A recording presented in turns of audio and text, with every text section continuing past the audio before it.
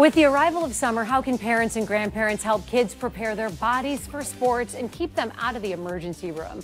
Most importantly, out of the operating room. Dr. Lori from HCA Midwest Health has some great news for parents on how to keep their kids healthy. You say there is a big problem with what's trending right now. Well, sports should be fun, and sports should be, especially in childhood, just a launching point for increased recreational activity in sports when you're an adult, because it's so beneficial to overall health. And what is it now? Well, sports has transitioned to a small version of professional sports. And so you have really professional run soccer clubs and softball clubs and other sporting clubs designed for youth. And so there are fewer opportunities for recreational sports for kids, and the fallout of this is that you see injuries in kids that you used to only see in adults. Because we're working our kids so hard and we're training them like they're mini professional athletes. That's right. We're training as if we were training Eric Hosmer. Right. And so, it's two totally different things. Two totally different things.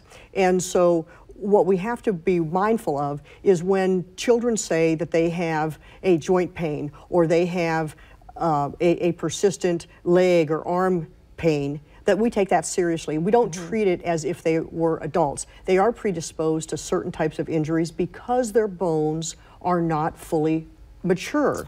So they're skeletally immature, and the human body continues to grow and mature, the skeleton does, into the mid-20s. And so the injuries we see in kids are oftentimes related to the fact that their bones just aren't strong yet. What else do we need to keep our eyes out for? They are at risk for growth plate injuries. And how do you see the signs of a growth plate injury? That sounds scary. This would be a scary. persistent complaint of pain. Where? In knees, in ankles, sometimes in shoulders and arms. If you're a throwing athlete, this is very common and oftentimes diagnosed only with X-ray or other advanced imaging studies. And so, for example, in overhead throwing athletes, you see injuries to the shoulder and to the elbow that we really used to only see with adults. And what ages are you starting to see those kinds of injuries now? Oh, you can see them at age 7, 8, 9, 10, early. We're talking about early elementary school kids that we're seeing. So if we went back 10 years ago, we would start to see these injuries in high school, and now it's just filtered down because these kids are bigger, faster, stronger. They play at a more highly competitive level than their older siblings, and certainly at a greater high intensity than their parents ever did. We see kids playing 2, 3 competitive sports.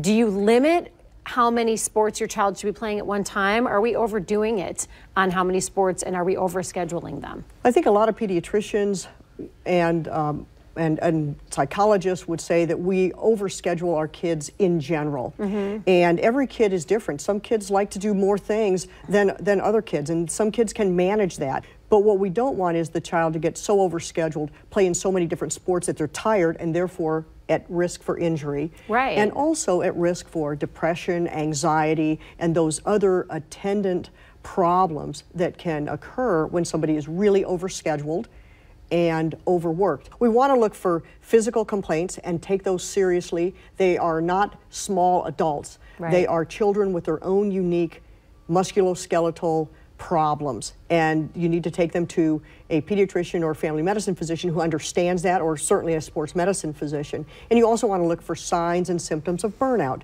increased irritability, sleep problems, anxiety. Dr. Lori, thank you. Thank you. In the event of an injury, to find a pediatric-ready ER with wait times near you, go to hcamidwest.com/service/kids-ER.